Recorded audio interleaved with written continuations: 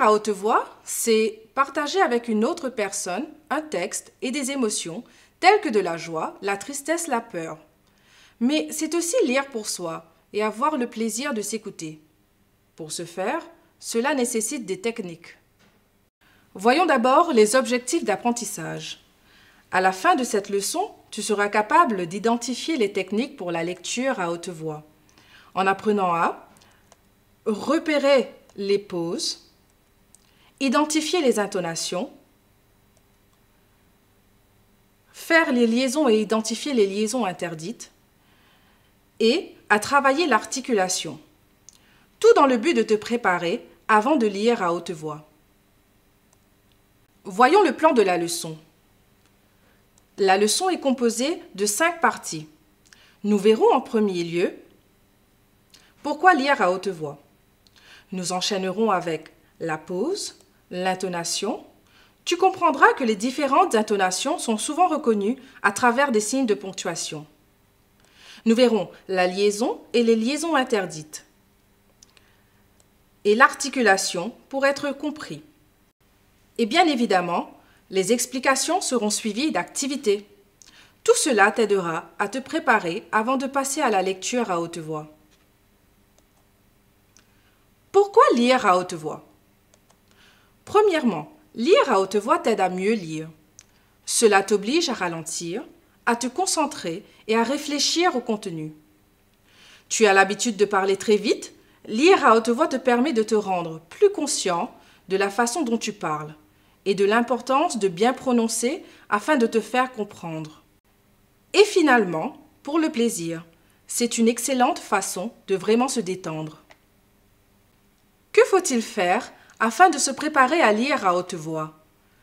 Il faut d'abord faire une première lecture silencieuse qui t'aidera à faire un codage du texte choisi, en repérant les pauses, les intonations et les liaisons.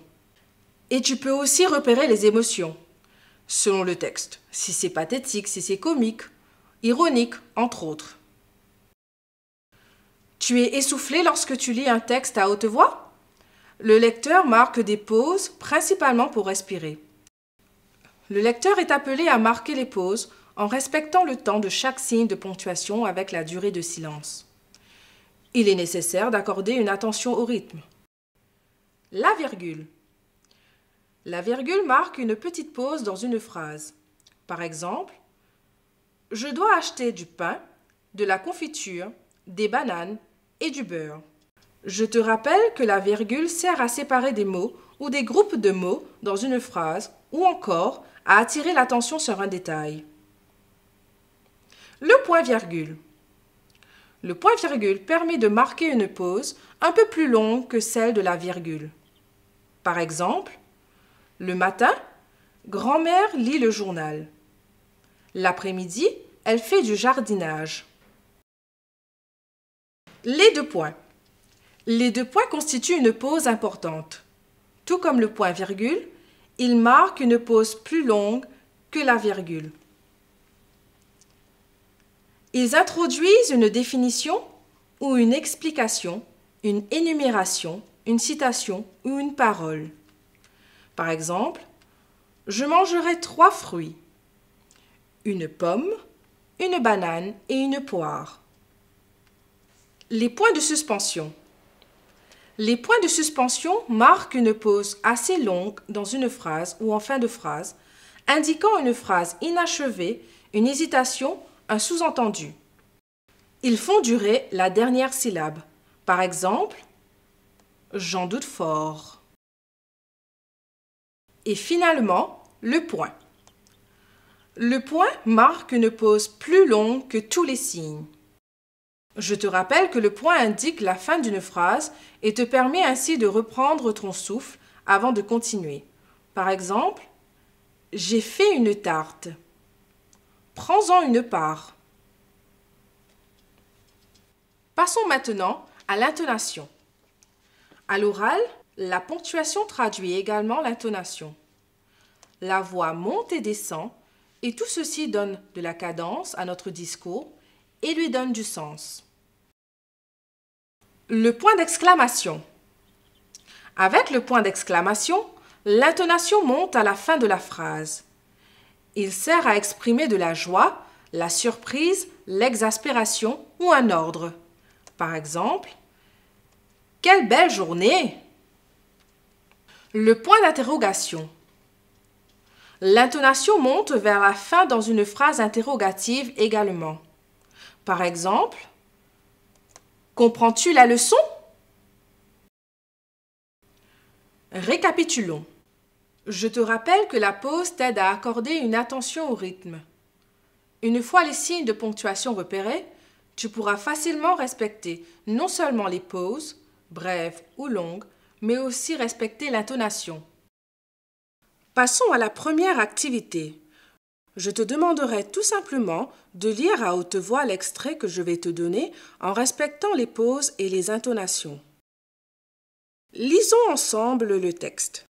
Dis donc, tu m'écoutes quand je te parle? Franchement, je t'ai demandé de faire tes devoirs. Bref, je suis découragée et je ne sais plus quoi te dire. Voyons maintenant les liaisons.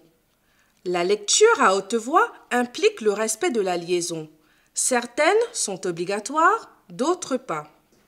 Il y a une liaison lorsqu'un mot se terminant par une consonne muette est suivi d'un mot qui commence par une voyelle ou un H muet. Cette consonne finale, qui normalement est muette, doit être prononcée. Voici quelques exemples des sons associés aux consonnes. Dans la première colonne, avec les consonnes Z, S et X, ça fait comme le son Z lorsqu'il y a une liaison. Par exemple, ils vont chez eux, les grands arbres. Ils chantent eux aussi. Dans la deuxième colonne, avec les consonnes T et D, ça fait comme le son T lorsqu'il y a une liaison. Par exemple, où est-elle? Quand il arrivera, appelle-moi.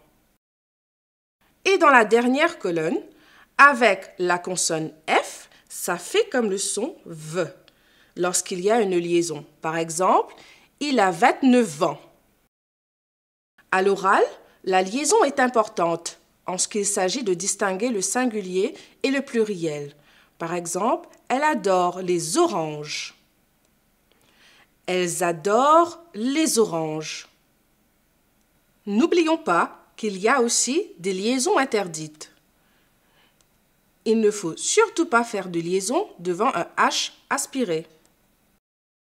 On ne dit pas « ce sont des zéros », mais « ce sont des héros ». Pour être sûr si le H est aspiré et non muet, il faut vérifier dans un dictionnaire. Ensuite, il ne faut pas faire de liaison avec le sujet et le verbe. Par exemple, on ne dit pas « l'avion n'atterrit demain », mais « l'avion atterrit demain ».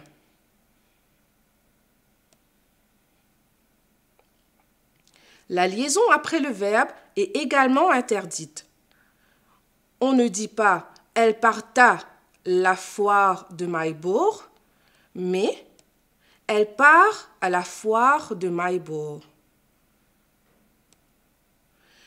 Nous ne faisons pas de liaison lorsqu'il y a un adverbe suivi d'un adjectif. Par exemple, on ne dit pas « ce film est tellement ennuyeux », mais « ce film est tellement ennuyeux ». Et finalement, après le « et », il n'y a pas de liaison. On ne dit pas « je mange une pomme et une orange », mais « je mange une pomme et une orange ». Récapitulons. Je te rappelle qu'afin de lire à haute voix, il te faut faire la liaison. Il y a une liaison lorsqu'un mot se terminant par une consonne muette est suivi d'un mot qui commence par une voyelle ou un H muet. Cette consonne finale, qui normalement est muette, doit être prononcée. Par exemple, dans la première colonne avec les consonnes Z, S et X, ça fait comme le son Z lorsqu'il y a une liaison. Dans la deuxième colonne, avec les consonnes T et D, ça fait comme le son T lorsqu'il y a une liaison. Et finalement, dans la troisième colonne, avec la consonne F, ça fait comme le son V lorsqu'il y a une liaison. N'oublions pas qu'il y a aussi des liaisons interdites. Il ne faut surtout pas faire de liaison devant un H aspiré.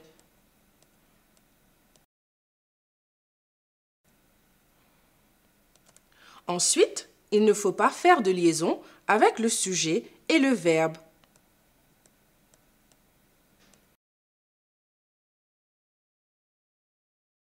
La liaison après le verbe est également interdite.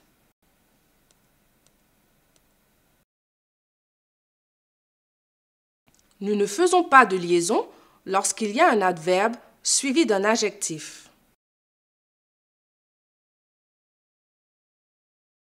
Et finalement, après le « et », il n'y a pas de liaison.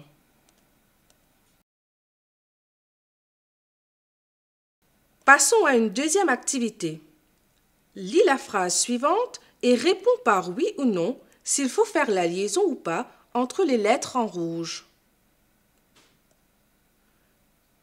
Tu as raison, la bonne réponse est non. Généralement, après le son X, on croit qu'il faut faire la liaison et dire « je veux un thé ». Or, la liaison est interdite après le verbe. Et là, nous avons le verbe « veut ». Donc, nous devons dire « je veux un thé ». Bravo! Passons à une troisième activité. Je te demanderai de répondre à la question suivante par vrai ou faux. Le D final dans un mot est prononcé comme « de ». Nous disons « un grand homme ». Vrai ou faux? Tu as raison, c'est faux. Le D final dans un mot est prononcé comme « te ». Donc, nous devons dire « un grand homme ». Passons à la dernière partie de notre leçon, qui est l'articulation. Lorsqu'on lit à haute voix, tu dois être attentif à la manière de prononcer. Il existe plusieurs méthodes pour travailler sa prononciation. Utilisons nos mâchoires pour faire quelques exercices de gymnastique de la bouche afin d'améliorer notre prononciation. Prononçons chaque voyelle en accentuant les grimaces musculaires. A, E, I, O, U.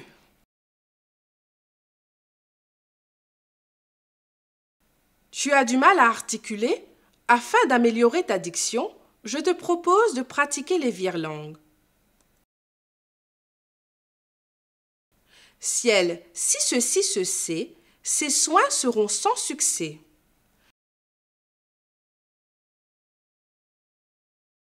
Natacha, Natacha pas son chat qui s'échappa. Cela fâcha Sacha qui chassa Natacha. Passons à notre dernière activité. Lis à haute voix les virelangues suivantes en articulant clairement chaque mot.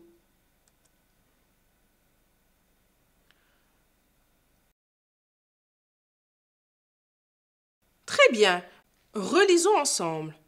Ton tas de riz tenta le rat. Le rat tenté tâta le tas de riz tentant. Maintenant, lis cette deuxième phrase. Bravo. Relisons ensemble. Écartons ton carton, car ton carton nous gêne. Après quelques tâtonnements, et surtout après une bonne répétition, tu parviendras certainement à maîtriser l'articulation des virelangues et aller de plus en plus vite. Faisons un dernier récapitulatif. Je te rappelle que dans cette leçon, tu as appris qu'afin de pouvoir lire à haute voix, il te faut faire une première lecture silencieuse et ensuite faire le codage du texte choisi en repérant les ponctuations, les intonations ainsi que les liaisons. N'oublie pas de repérer les signes de ponctuation qui indiquent les pauses ainsi que l'intonation. Il te faut également respecter le rythme. Ne lis pas ni trop lentement, ni trop vite. Et surtout, pense bien à articuler afin de te faire comprendre. À présent, tu en sais suffisamment sur les techniques de la lecture à haute voix. N'oublie pas de lire aussi souvent que tu pourras, puisque la lecture est un moyen de grandir et de se développer. Je te remercie de ton attention. À très bientôt pour une nouvelle leçon.